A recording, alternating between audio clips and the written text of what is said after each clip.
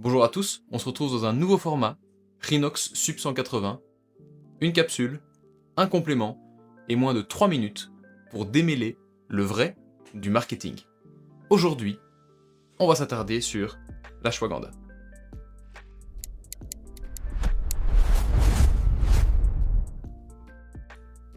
C'est quoi l'ashwagandha? L'ashwagandha, ou Withania somnifera, est une plante phare de la médecine ayurvédique. Son nom signifie odeur de cheval, symbole de force et d'endurance. Aujourd'hui, on la classe parmi les plantes adaptogènes. Des substances qui aident ton organisme à mieux encaisser le stress, qu'il soit physique ou mental, et à revenir plus vite à l'équilibre. Autrement dit, c'est un allié potentiel pour les sportifs soumis à la charge, à la fatigue et à la pression quotidienne. Ce que montrent les études humaines. Dans une étude clinique de 2012, des adultes stressés ont reçu 300 mg d'extrait de racine 2 fois par jour, et ce pendant 60 jours. Les résultats?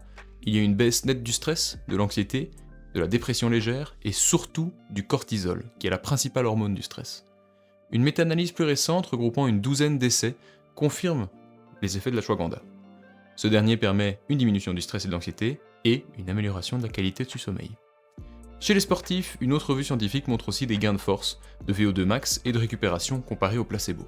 En résumé, un corps qui gère mieux la charge récupère plus vite et dort mieux. Côté sécurité, à 600 mg par jour, sur Wissman, aucune toxicité n'a été observée, que ce soit sur le foie, les reins, la thyroïde et d'autres paramètres sanguins, qui sont quant à eux restés stables. Les études animales montrent aussi une large marge de sécurité. En bref, aux doses courantes, c'est sûr pour un adulte qui est sain. Pourquoi 600 mg revient si souvent? Eh bien parce que c'est la dose la plus testée et la plus complète. On observe à 600 mg une nette diminution du stress, de l'anxiété, du cortisol, une amélioration du sommeil, et ce, sans aucun effet indésirable sur l'individu. Beaucoup de compléments sérieux proposent donc 300 mg à raison de 2 fois, et donc 2 prises par jour, ou alors 600 mg en une seule prise.